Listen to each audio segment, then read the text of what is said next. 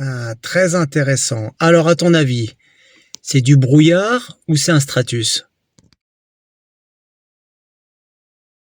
Salut la team Évolution, j'espère que vous allez toutes et tous bien. Aujourd'hui, on va voir la différence entre un brouillard, du brouillard et un stratus. Des fois, les gens ils confondent un petit peu les deux, puis quand on se retrouve en fait dans le brouillard ou dans le stratus, on a tendance toujours à dire que c'est du brouillard. Donc on va aller sur le terrain. C'est le cas aujourd'hui, on est sur le terrain, on est dans la voiture. Vidéo peu commune, parce que je me suis dit, tiens, je vais te faire une petite vidéo là-dessus, très explicative et assez vulgarisée pour que tu comprennes, pour que tu voies la différence entre les deux. Donc, il faut savoir que le brouillard, c'est un nuage en fait qui touche le sol. Tu vois, puis en règle générale, il va faire à peu près 10, 15 mètres, 20 mètres de haut, maxi, hein, maxi. Et en règle générale, on sera dedans. Le stratus, lui, c'est aussi un nuage bas, mais par contre, on va être en dessous. C'est-à-dire, on va être juste sous le stratus. Alors, comment est-ce qu'on va pouvoir faire la différence entre les deux? Eh bien, c'est simple. Aujourd'hui, on a la voiture et il va falloir monter en altitude.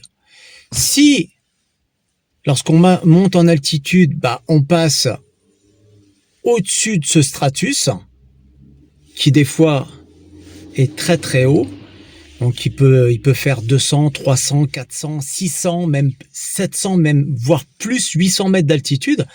Si on arrive à passer en haut, on pourra conclure que c'est un stratus.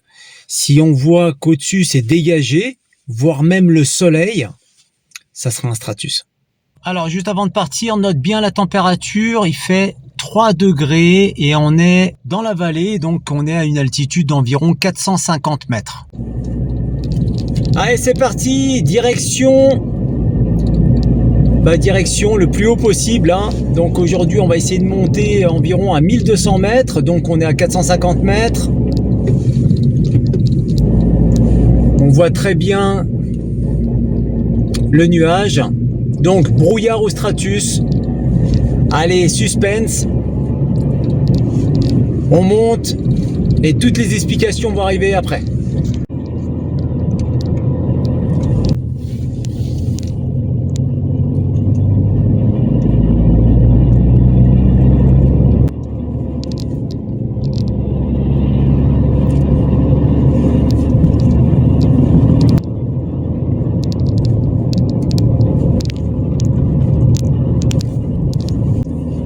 C'est vraiment le suspense. Bon, j'espère qu'on va vraiment passer au-dessus parce que je voudrais vraiment te faire voir ça. C'est vraiment magique. J'espère qu'on va voir tout ça. Mon Dieu, là on n'y voit rien pour l'instant. Rien du tout. Allez, on continue. Alors, je sais pas si on voit à la caméra, mais c'est très lumineux. Toujours dans le nuage, mais très très lumineux. On commence à percevoir les rayons du soleil.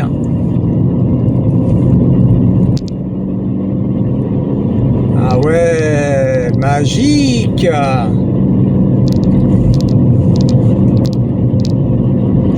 Allez, on passe au-dessus gentiment.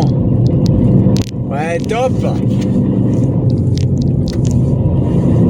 Et on est passé au-dessus du stratus.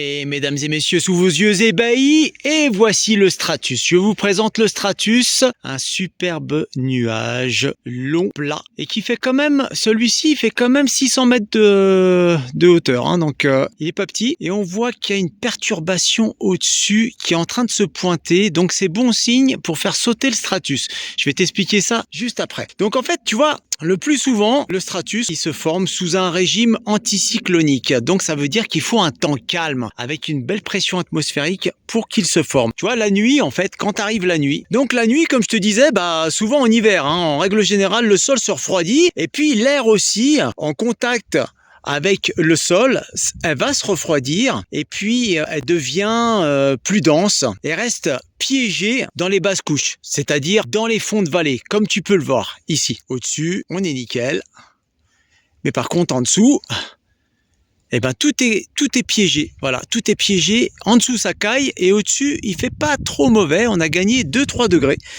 C'est pas mal. Donc résultat, l'humidité ça condense en dessous et se forme une couche nuageuse basse, étalée et uniforme. Donc ce qu'on appelle le stratus. Et en zone montagneuse, où on trouve des plaines et des zones très encaissées, ce phénomène est renforcé par un élément clé qu'on appelle l'inversion. Alors l'inversion thermique, c'est quoi? Qu'est-ce que ça veut dire une inversion thermique? C'est tout simplement une inversion des températures entre le bas et le haut. En règle générale, en montagne, lorsque tu montes en altitude, à chaque fois que tu vas gagner 100 mètres d'altitude, tu vas perdre 1 degré. Donc il va faire de plus en plus froid. Mais lorsqu'il y a une inversion thermique, c'est l'inverse qui se produit.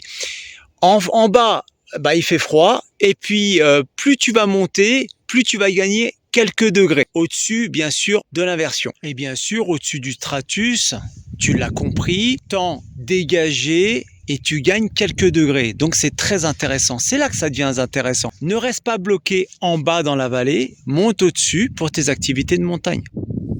Alors une chose très intéressante, parce que pour les personnes qui sont en dessous dans le stratus, à la longue ça va être long et puis la note de chauffage va vraiment augmenter. Donc comment le stratus va disparaître? C'est très très simple. Tu vois là, il y a déjà quelques nuages supérieurs. Au-dessus là, il y a une perturbation qui est en train de se pointer.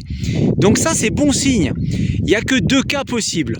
Le premier cas, c'est une perturbation accompagnée de vent, donc il va y avoir un changement de masse d'air et il va y avoir un brassage qui va détruire l'inversion et tout simplement faire sauter le stratus. Le deuxième cas, c'est tout simplement le soleil. Lorsque le soleil commence à percer, ça va chauffer, donc il va y avoir de l'instabilité et tout simplement, ça va se dissiper progressivement.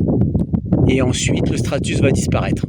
Eh bien mes amis, en conclusion, tout simplement si vous êtes dedans, ça ressemble à du brouillard, ça c'est vrai, c'est clair. Mais si en montant en altitude, tu passes au-dessus et ça se dégage, c'est un stratus. Bien sûr, je te le cache pas, il faut être en montagne pour vérifier tout ça.